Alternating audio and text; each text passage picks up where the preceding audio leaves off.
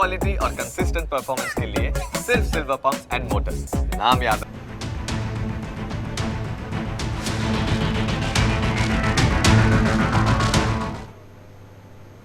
તો મહારાષ્ટ્ર અને ઝારખંડમાં ચૂંટણીનો આ મહાજંગ અને મહારાષ્ટ્રમાં 11 વાગ્યા સુધીમાં 18% મતદાન થયું છે। 4 કલાકમાં માત્ર 18% જ મતદાન થયું છે। સુસ્ત મતદાનથી રાજકીય પક્ષોની ચિંતા વધી છે। ઝારખંડમાં 11 વાગ્યા સુધીમાં 31.37% મતદાન થયું છે। મહારાષ્ટ્રના મુખ્યમંત્રી અને ઉપમુખ્યમંત્રી દેવેન્દ્ર ફડણવીસે પણ મતદાન કર્યું।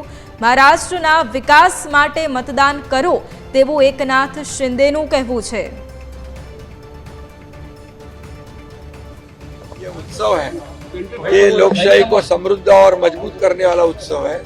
इसमें सभी ने मिलकर इस उत्सव में सहभागी होना चाहिए, सभी ने वोट करना चाहिए, क्योंकि ये महाराष्ट्र को शक्तिशाली बनाएगा, देश की अर्थव्यवस्था को मजबूत बनाएगा। इसलिए आज का दिन बहुत ही महत्वपूर्ण है। ये मतदान सभी लोग करें और हमारी लोकशाही समृद्ध करें, प्रगल्भ करें, मजबूत करें। તો તમામ દિગ્ગજો દ્વારા એક તરફ મતદાન વધુ વધે તે માટે લોકોને ખાસ અપીલ કરવામાં આવી રહી છે। મતદાન કરવા માટે લોકો જાય અને મતાધિકારનો ઉપયોગ તેઓ કરે તેની વાત અહીંયા ખાસ खुद एकनाथ शिंदे के जो मुख्यमंत्री है महाराष्ट्रना तेमना द्वारा पण करवामां आवी अने खास महाराष्ट्र अने झारखंडमां जे चूंटणी प्रचार रह्यो, राजनीतिमां जे गरमावो रह्यो अने तेनी साथे साथे जे मतदान थई रह्युं छे खरेखर तेना विषे आज चर्चा करवानी छे। कारण के जोरशोरथी प्रचार तो थयो परंतु तेनुं परिणाम एटले के जे मतदान थई रह्युं छे अने लोको छे के तेमणे कया मुद्दाओने ध्यान राखीने मतदान कर्युं छे तेनी उपर खास आज चर्चा करवानी छे। अने चर्चा माटे मारी साथे अत्यारे जोडाया छे सूरतना पूर्व मेयर जगदीशभाई पटेल, भारतीय जनता पार्टी में खूब खूब स्वागत है आपनु जगदीशभाई न्यूज कैपिटल में। साथे ज मुकेशभाई पंचाल के जेओ कांग्रेसना प्रवक्ता है, मुकेशभाई पण आपणी साथे अत्यारे जोड़ाया छे। मुकेशभाई आपनु पण खूब स्वागत है न्यूज कैपिटल में। सौथी पहला जगदीशभाई आपने सवाल करीश कारण के महाराष्ट्र अने झारखंड आ बंने राज्यों एवा छे के ज्यां राजनीतिनो पारो छेल्ला 1-2 वर्षे हमेशाथी खूब गरम रह्यो छे अने ज्यारे विधानसभानी चूंटणी आवी कारण के आ बंने राज्यों एवा पण छे के ज्यां एकबीजाना समर्थनथी सरकार छे के जे सत्ता उपर टकेली छे। जगदीशभाई सौथी पहला तो महाराष्ट्रनी थोड़ी बात करी लईए कारण के महाराष्ट्रनी राजनीति ज्यारथी 2019 में विधानसभानी चूंटणी थई त्यारथी ज खूब अटपटी रही छे। केटली वार सरकार बनी, केटली वार सरकार तूटी ए राजनीति पण जोई छे અને આવી પરિસ્થિતિમાં ભારતીય જનતા પાર્ટીને મહારાષ્ટ્રના લોકો કેમ મત આપે? કારણ કે બહુમત કદાચ ભારતીય જનતા પાર્ટીને જે તે સમયે નહોતો મળ્યો પરંતુ સમર્થનથી કદાચ મહાવિકાસ અઘાડી આવી હતી અને ત્યારબાદ 2.5 વર્ષ બાદ સરકાર તૂટી અને ભારતીય જનતા પાર્ટી અને શિવસેનાનું ગઠબંધન સામે આવ્યું। ભારતીય જનતા પાર્ટીને કેમ વોટ કરે? ભારતીય જનતા પાર્ટી મહારાષ્ટ્રની આ ચૂંટણીમાં મહાયુતિ સાથે ચૂંટણી લડી રહી છે અને મહાયુતિ આ વખતે ખૂબ સારી બહુમતીથી આ ચૂંટણીમાં જીતશે અને મહારાષ્ટ્રમાં અત્યાર સુધી જે કંઈ પણ અસ્થિરતાનો સમયગાળો હતો એ આ ચૂંટણીના પરિણામ સાથે પૂર્ણ થશે। ભારતીય જનતા પાર્ટીના નેતૃત્વ હેઠળની મહાયુતિ જીતશે એના એકાધિક કારણો છે। પાછલા 2.5 વર્ષ દરમિયાન અહીંયા જે લોકભોગ્ય અને લોક હિતકારી પગલાઓ લેવાયા છે એ પગલાઓને લોકો આદરપૂર્વક જુએ છે ને એના આધારે મતદાન કરે છે। ખાસ કરીને કેટલીક યોજનાઓ જે છે જેમ કે લાડલી બહેણા યોજના છે એ ગેમ ચેન્જર બનવાની છે અને એના કારણે મહાયુતિને ખૂબ સારી બહુમતી સાથે ફરી એક વખત મહારાષ્ટ્રના લોકો છે એ અહીંયા શાસન સોંપવાના જઈ રહ્યા છે એવું અત્યારે પણ લાગે છે। હું રાઈટ નાવ મહારાષ્ટ્રમાં છું અને મહારાષ્ટ્રના ગ્રામ્ય વિસ્તારમાં જ્યાં मतदान ચાલી રહ્યું છે તે જગ્યાએ છું। આપ કહેશો ને આપની અનુકૂળતા હશે તો હું એ દ્રશ્યો પણ બતાવી શકીશ। આ રીતે અહીંયા જે ઉત્સાહપૂર્વક મહાયુતિની તરફેણમાં मतदान ચાલે છે અનેક જે યોજનાઓ છે એ યોજનાઓ લોકોને આજ સુધી લોકપ્રતિનિધિઓએ યાદ પણ કરાવી છે અને એનો લાભ લોકો સુધી પહોંચ્યો છે। એના આધારે મહારાષ્ટ્રમાં આ વખતે ખૂબ સારી અને કમ્ફર્ટેબલ બહુમતી સાથે મહાયુતિના તમામ ઉમેદવારો એટલે ભારતીય જનતા પાર્ટીના ઉમેદવારો છે, એકનાથ શિંદેની શિવસેનાના ઉમેદવાર છે અને અજીતદાદા પવારની એનસીપીના ઉમેદવારો છે। આ ઉપરાંત અન્ય સાથી પક્ષોના જ્યાં પણ ઉમેદવારો છે એ મહાયુતિની તરફેણમાં ખૂબ જબરજસ્ત મોજું અહીંયા અત્યારે દેખાઈ રહ્યું છે અને એ રીતે અહીંયા ચૂંટણી આગળ વધી રહી છે। યશભાઈ, અત્યારે જે રીતે જગદીશભાઈએ કીધું કે મહાયુતિના સમર્થનમાં અત્યારે મતદાન ખૂબ થઈ રહ્યું છે, જો કે આંકડો જે સામે આવી રહ્યો છે 18% 11 વાગ્યા સુધીમાં, એ ખૂબ ઓછું મતદાન આમ કહેવાય અને રાજકીય પક્ષોની ચોક્કસપણે ચિંતા વધી હોય આમાં. પણ મુકેશભાઈ, મારો પ્રશ્ન તમને એ છે, કારણ કે મેં જેમ શરૂઆતમાં પણ કહ્યું કે મહારાષ્ટ્રની રાજનીતિ બહુ જ અટપટી રહી છે 2019થી લઈને, કારણ કે એ જે સમયગાળો ત્યારે વિધાનસભાની ચૂંટણી થઈ તેમાંય શરૂઆતી સમયમાં સરકાર બની તૂટી એ પ્રમાણેનું થયું. 2.5 વર્ષ બાદ એક પરિસ્થિતિનું નિર્માણ થયું કે જેમાં એકનાથ શિંદે છે તેમણે ધારાસભ્યો સાથે બળવો કર્યો અને પછી ત્યારબાદ એ રાજનીતિનો એક નવો દોર પણ શરૂ થયો. પણ મુકેશભાઈ, અહીંયા સૌથી મોટો સવાલ એ પણ ઊભો થાય છે કે આ વખતની જ્યારે ચૂંટણી આવે છે ત્યારે આ વખતની ચૂંટણીમાં કોંગ્રેસના એ મહત્વપૂર્ણ મુદ્દા ધારાવી રીડેવલપમેન્ટની વાત હોય કે પછી અદાણી પર ટાર્ગેટ કરવાની વાત હોય, એ પ્રોજેક્ટ અદાણીને સોંપવાની વાત હોય કે પછી અન્ય બીજા પણ મુદ્દાઓ છે જેને લઈને સતત જે પ્રોજેક્ટ છે જે મહારાષ્ટ્રની જગ્યાએ ગુજરાતને મળી રહ્યા છે તેની પણ વાત હોય, એ બધી જ રીતે સરકારને ઘેરવાના પ્રયત્નો ત્યાં થયા છે. રાહુલ ગાંધી હોય એ બધા જ ત્યાં આવ્યા અને મહાવિકાસ આઘાડી જીતે અને સારા માર્જિનથી જીતે તે માટેના પ્રયત્નો કરવામાં આવ્યા. શું એવું લાગે છે કે આ જે વાતો છે તે ખરેખર જે સામાન્ય વ્યક્તિના દિલ સુધી પહોંચે, ખરેખર એ વાતો હતી કે જેથી મહારાષ્ટ્રના લોકો મત આપે? સૌ પ્રથમ તો બેન, મહારાષ્ટ્રની જો વાત કરીએ ને તો મહારાષ્ટ્રની ચૂંટણીમાં તમારો એક શબ્દ ખૂબ સારો છે કે ચૂંટણી બહુ અટપટી છે અને એ વાત તદ્દન સાચી છે. વાત હવે એવી છે કે ભારતીય જનતા પાર્ટીના કોઈપણ નેતા કે કોઈપણ પ્રવક્તા ક્યારેય મુદ્દાની વાત તમને કરશે જ નહીં. એ એમ જ કહેશે કે મહાયુતિ જીતશે. અરે ભાઈ, કેમ જીતશે ને કેમ હારશે એની તમારે વિશ્લેષણ હોવું જોઈએ. એનું નામ ડિબેટ અને ચર્ચા કહેવાય. આજે તમે સમજો કે અમે કહીએ છીએ કે ત્યાં કોંગ્રેસ પક્ષ અને જે મહાઆઘાડી જે છે યુતિ આખી એ જીતશે. કેમ કે ઇન્ડિયા ગઠબંધને જે વાત કરી છે ને એ વાત ઉપર સામાન્ય જનની વાત છે અને સામાન્ય જન એટલે જમીનથી જોડાયેલો જે વર્ગ છે. આપણા આખા સમાજમાં 4 પ્રકારના ક્લાસ છે: first class, second class, lower class અને સેકન્ડ અને લોઅરની વચ્ચેનો ક્લાસ. આ જે સામાન્ય માણસ જે છે ને એને લઈ અને નીચલા વર્ગને લઈ અને કોંગ્રેસ પક્ષ અને ઇન્ડિયા ગઠબંધન ચાલે છે. તો હું એવું માનું છું કે મહારાષ્ટ્રની અંદર જે હાલ મુદ્દો છે એ સૌથી મોટો મુદ્દો બેરોજગારીનો છે. હવે બેરોજગારીના મુદ્દા ઉપર મહારાષ્ટ્રની અંદર જો મુંબઈ ના હોય તો મહારાષ્ટ્રની પરિસ્થિતિ શું થાય એ આખી મહારાષ્ટ્રની જનતા જાણે છે. અને જે રીતે ભારતીય જનતા પાર્ટી, આપણા લોકલાડીલા પ્રધાનમંત્રી અને એમના દિગ્ગજ નેતાઓ જે રીતના હિન્દુ મુસલમાનની વાતો જ કરવી, રામ મંદિરની વાત જ કરી અને મત લેવાની હંમેશા વાત કરે, કટેંગે ને બટેંગે ને આ તે ને. અરે ભાઈ, શું છે? તમે એક બાજુ 11 વર્ષથી કેન્દ્રમાં તમારી સરકાર છે, મહારાષ્ટ્રની અંદર સારામાં સારી રીતે ચાલી રહેલી સરકારને તમે તોડી એ લોકોની પાર્ટીઓમાં તોડજોડ કરાવી અને તમે સરકાર બનાવી. અને છતાંય મહારાષ્ટ્રમાં અત્યારે તો એકનાથ શિંદેની ભારતીય જનતા પાર્ટીના ટેકાવાળી સરકાર છે. હવે હું એવું માનું છું કે એ સરકાર હોય, ઉપર પણ સરકાર હોય અને તમે મહારાષ્ટ્ર અને મુંબઈનો જો વિકાસ કરી નાખ્યો હોય તો હું એવું માનું છું કે એ વિકાસના એક મુદ્દા પબ્લિકના મગજમાં તો અત્યારે મોબાઈલ ઉપર હોય છે કે કોણે કેટલો વિકાસ કર્યો, કોણે કેટલો ગુનો કર્યો, કોણે કેટલા બળગા ફૂંક્યા અને કોણે કેટલી ખોટી વાતો કરી. આ તમામ વસ્તુના લેખાજોખા અત્યારે મુંબઈ અને મહારાષ્ટ્રના ગામડે ગામડે મોબાઈલની અંદર લોકો જોઈ શકે એ પરિસ્થિતિનું નિર્માણ છે.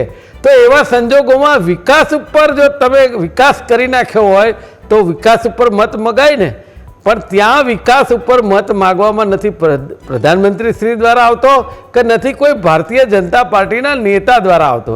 ત્યાં માત્ર ને માત્ર કોમ વચ્ચે કેવી રીતે તિરાડો પડે અને કેવી રીતે લોકો એકબીજામાં વૈમનસ્ય ઊભું થાય અને મતદાન બદલાય એ કોશિશ કરે છે. જ્યારે કોંગ્રેસ પક્ષ દરેક સમાજ જાતિને સાથે લઈ અને કામ કરવાવાળી પાર્ટી છે કે એમાં કોઈને જ્ઞાત જાતનો ક્યાંય ભેદભાવ જ નથી અને અનાદિકાળથી આઝાદીથી ચાલ્યું જ આવે છે, બધા સૌ શાંતિથી રહે છે.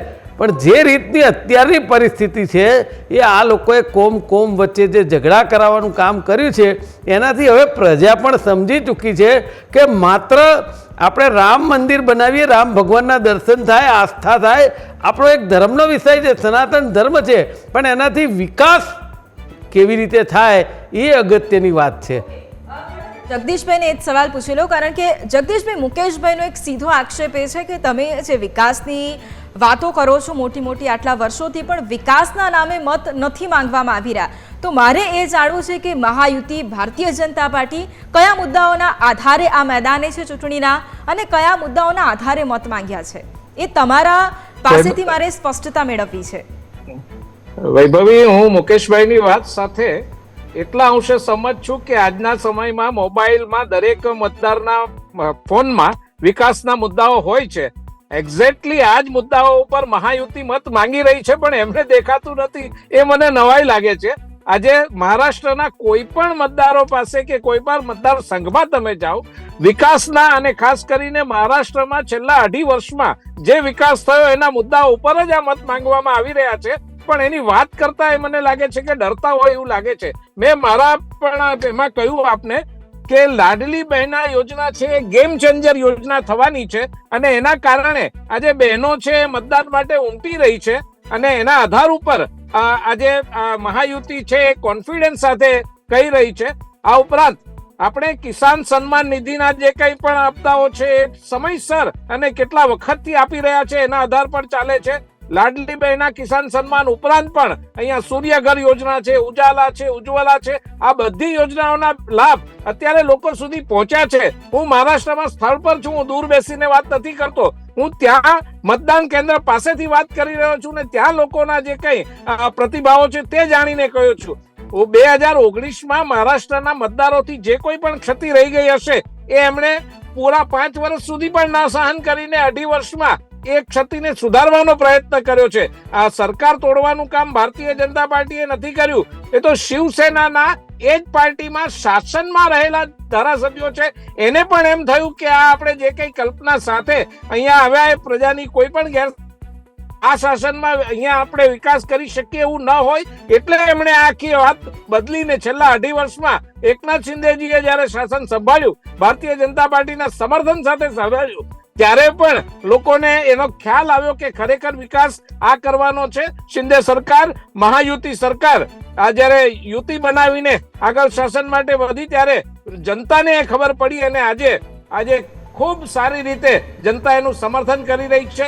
કોઈ પણ મતદાન કેન્દ્ર ઉપર હું જે ક્ષેત્રમાં છું ત્યાં જઈ રહ્યો છું ત્યાં પણ આ જ વલણ લોકોનું દેખાઈ રહ્યું છે. હું દૂરથી બેસીને વાત નથી કરતો, એક શહેરમાં બેસીને વાત નથી કરતો, હું ગ્રામ્ય વિસ્તારમાં છેક અંદરથી વાત કરી રહ્યો છું. એટલે મને ખબર છે વિકાસના જ મુદ્દાઓ પર મહાયુતિ લડી રહી છે અને વિકાસના મુદ્દાઓ એકાધિકપણે દરેકના મોબાઈલમાં હોય છે, દરેક કાર્યકર્તાના મોઢે હોય છે. કાર્યકર્તા સંપર્ક માટે જાય ત્યારે સામેથી લોકો આ વિકાસના મુદ્દા કહી રહ્યા છે. લાભાર્થીઓને મળવાથી એ વાતનો ખ્યાલ આવી રહ્યો છે. એટલે એમને જે કંઈ કહેવું હોય તે જુદી વાત છે. વાત વિકાસના જ મુદ્દા ઉપર ચૂંટણી લડાઈ રહી છે. બિલકુલ. અને આગળ ન માત્ર મહારાષ્ટ્રની પરંતુ ઝારખંડની પણ આગળ વાત કરીશું, કારણ કે ત્યાં પણ બીજા ફેઝનું મતદાન છે. ત્યાંની રાજનીતિમાં પણ છેલ્લા 1 વર્ષમાં ગરમાવો રહ્યો છે, એટલે તેની પણ ચર્ચા કરીશું. લઈશું એક ક્વિક બ્રેક.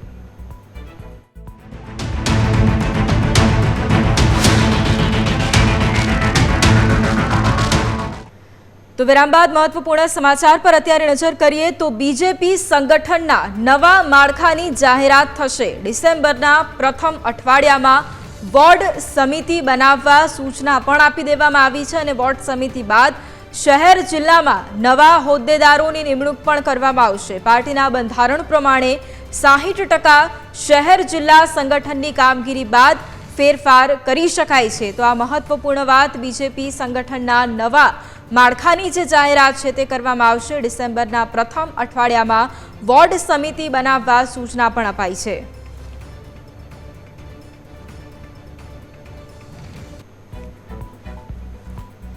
અને હવે ફરી એક વખત મહારાષ્ટ્ર અને ઝારખંડની રાજનીતિમાં પાછા ફરીશું. ગેસ્ટ પણ આપણી સાથે જોડાયેલા છે, મુકેશભાઈ પણ આપણી સાથે જોડાયેલા છે અને જગદીશભાઈ પણ આપણી સાથે જોડાયેલા છે. મુકેશભાઈ, અહીંયા થોડી ઝારખંડની વાત કરી લેવી છે, મહારાષ્ટ્રની વાતને પણ આગળ ધપાવીશું, પણ ઝારખંડમાં પણ રાજનીતિમાં છેલ્લા 1 વર્ષમાં આપણે ગરમાવો જોયો છે. ચંપાઈ સોરેન કે જે જીએમએમ છોડીને ભારતીય જનતા પાર્ટીમાં તેઓ જોડાય છે, સરકારની કામગીરીથી તેઓ સંતુષ્ટ નથી તેવી વાત કરીને તેઓ ભારતીય જનતા પાર્ટી સાથે તેઓ જોડાય છે અને આગામી સમયની અંદર ભારતીય જનતા પાર્ટી માટે જ કામગીરી કરશે તેવી વાત પણ તે કરે છે. ભાવુક પણ થાય છે સમયગાળામાં.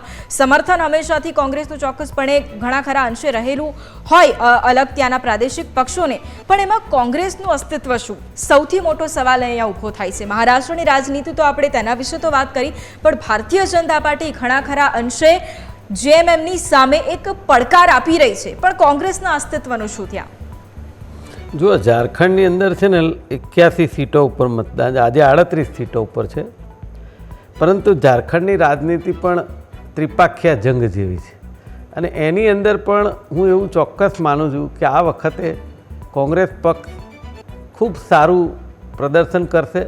સારા એવા ઉમેદવારો પસંદ કરેલા છે અને જે ભારતીય જનતા પાર્ટીની સામ દામ દંડ ભેદની જે નીતિ છે કે જે એની સાથે આવે તો બરાબર છે, નહીંતર એને પાડી દેવો, આ એમની જે નીતિ છે એ ત્યાં ચાલવાની નથી.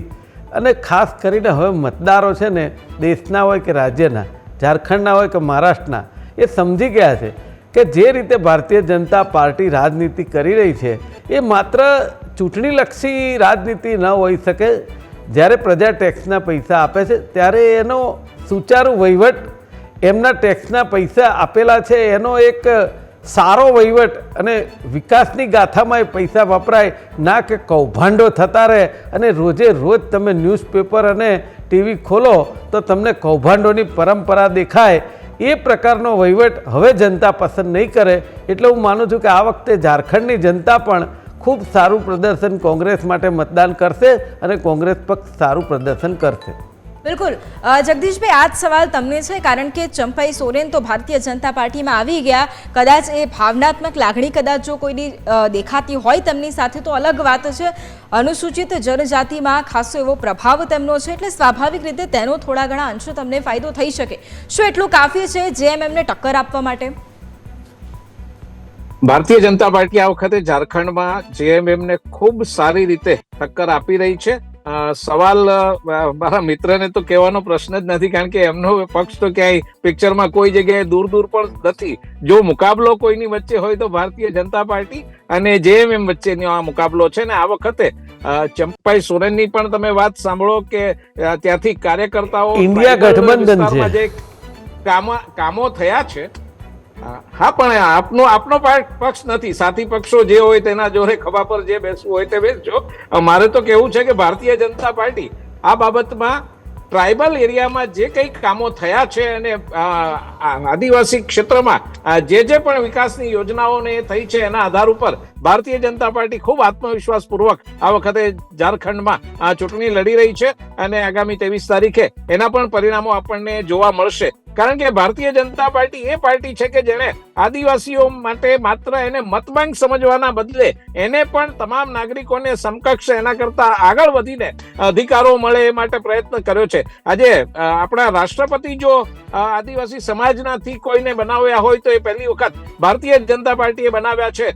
જ્યારે આદિજાતિ ગૌરવ દિન તરીકે જ્યારે બિરસા મુંડાજીના જન્મદિવસની ઉજવણી કરતા હોઈએ, આદિવાસી ક્ષેત્રો માટેની યોજનાઓ હોય, અંદર સુધી જઈને વિકાસના લાભો પહોંચાડ્યા હોય તો ભારતીય જનતા પાર્ટીએ પહોંચાડ્યા છે અને એના લાભો જોઈને આપણને પ્રતિભાવ પણ એ મળી રહ્યા છે. એટલે ઝારખંડમાં પણ આ વખતે ભારતીય જનતા પાર્ટી ઉજ્જવળ દેખાવ કરશે, એમાં કોઈ બેમત નથી. ઓકે મુકેશભાઈ, ફરી એક વખત મહારાષ્ટ્ર તરફ પાછા ફરીએ, કારણ કે જેમ મેં શરૂઆતમાં કહ્યું એમ કે મહારાષ્ટ્રની રાજનીતિ ખૂબ અટપટી રહી છે અને એની વચ્ચે આપણે ઘણા બધા પરિવર્તનો પણ મહારાષ્ટ્રની અંદર જોયા છે. કદાચ ત્યાંની જનતા પણ એક વખતે વિચારતી હશે કે આટલા બધા પરિવર્તન છેલ્લા 5 વર્ષની અંદર કઈ રીતે આવ્યા, કારણ કે બળવો પણ આપણે જોયો છે, આપણે સરકાર બદલાતા પણ જોઈ છે, અને જ્યારે વિધાનસભાની ચૂંટણીનું પરિણામ આવ્યું ત્યારે દરેક પક્ષને સત્તામાં રહેવું છે અને સત્તામાં રહેવા માટે કઈ રીતે અને શું થઈ શકે એ પણ આપણે 2019ની શરૂઆતમાં જ્યારે વિધાનસભાનું પરિણામ આવ્યું ત્યારે પણ આપણે જોયું છે. આ વખતે ઘણા બધા મુદ્દાઓની ચર્ચા થઈ અને મહાવિકાસ આઘાડી ઘણા બધા મુદ્દાઓને લઈને સામે આવી. સાથે આ વખતે અમુક જે ટાર્ગેટ છે તે પણ કરવામાં આવ્યા. વિશ્વાસઘાત એ શબ્દ પણ વાપરવામાં આવ્યો, શિંદે ગ્રુપ સામે પણ એ શબ્દ વાપરવામાં આવ્યો અને અજીત પવારના ગ્રુપ સામે પણ એ શબ્દ વાપરવામાં આવ્યો. આ વિશ્વાસઘાત શબ્દ એ શું ખરેખર કામે લાગવાનો છે? કારણ કે એક ઇમોશનલ કાર્ડ પણ અહીંયા પ્લે કરવાની વાત મહાવિકાસ આઘાડી તરફથી જોવા મળી છે. એટલે એક તરફ શિંદે જૂથ કે જે શિવસેનાના અલગ ભાગ પાડે છે એ રીતના પણ વાત કરવામાં આવી છે. અજીત પવારનું જૂથ છે એ પણ અલગ થઈને માત્ર સત્તા માટે અલગ થઈ જાય છે તેની પણ વાત કરવામાં આવી છે. એટલે આ વિશ્વાસઘાત શબ્દ એ તમને ખરેખર કામ આવી જશે? એકચ્યુઅલી વિશ્વાસઘાત અને ભારતીય જનતા પાર્ટીને જૂનો નાતો છે. એમને એકચ્યુઅલી કોઈ પણ વ્યક્તિ હોય, મેં તમને પહેલાં કીધું કે તમે કાં તો સરેન્ડર થઈ જાઓ ને કાં પૂરા થઈ જાઓ, બે જ શબ્દ ત્યાં છે, બરાબર. એટલે વિશ્વાસઘાત કે વિશ્વાસનો ત્યાં પ્રશ્ન બહુ આવતો નથી.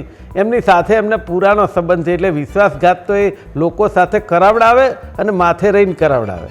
હવે હું મહારાષ્ટ્રની તમને બીજી વાત કરું તો એક ઝારખંડની બે લીટી કહી દઉં. એ ભાઈએ જે વાત કરી છે ને કે આદિવાસીને ભારતીય જનતા પાર્ટી માત્ર આદિવાસીની વાત નથી કરતા પણ વિકાસ કરે છે. તો મારે એવું કહેવું છે કે જગદીશભાઈ, આ કેપિટલ ન્યૂઝની ટીમ લઈ આજે મતદાન પતી જાય પછી આવતીકાલે સવારે જો કેપિટલ ન્યૂઝ તૈયાર હોય ને તો તમે મારી સાથે આવો. ગુજરાતના આદિવાસી બેલ્ટમાં નળની લાઈને નથી નાખી. નળ સે જળ યોજના ફેલ છે અને નળ સે છળ યોજના છે.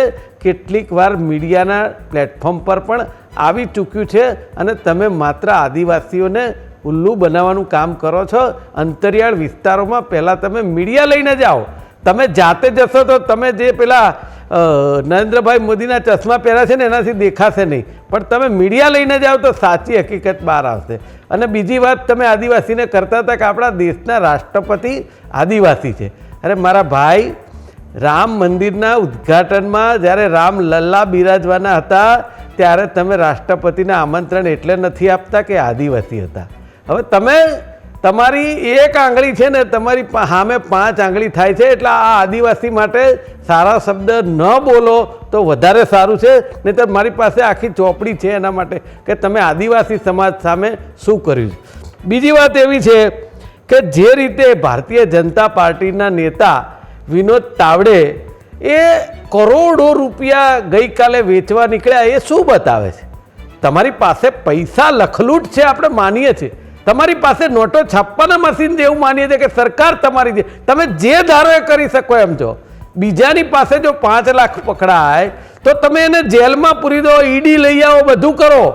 તમે આ રૂપિયા વેચવાનો વ્યવહાર શેના માટે કરવા નીકળ્યા હતા? જો તમે વિકાસ જ કરી નાખ્યો છે તો આ તમે જે મોબાઈલની વાત કરીને એ મોબાઈલ ગામડે ગામડે જે જોઈ રહ્યા છો ને એ પણ રાહુલ ગાંધી સ્વર્ગસ્થ વડાપ્રધાન અને સામ પિત્રોડાની દેન છે, ભારતીય જનતા પાર્ટીની નહીં.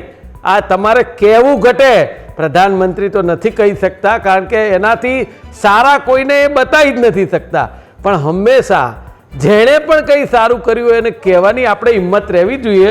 બીજી વાત એવી છે, એમણે લાડલી બેન યોજના અમારી સફળ થઈ જશે એવી વાત કરી તો આપણા લોકલાડીલા પ્રધાનમંત્રીએ સ્પેશિયલ બજેટની અંદર મહિલા બિલ પાસ કર્યું અને કહ્યું કે 50% અનામત આપીશું.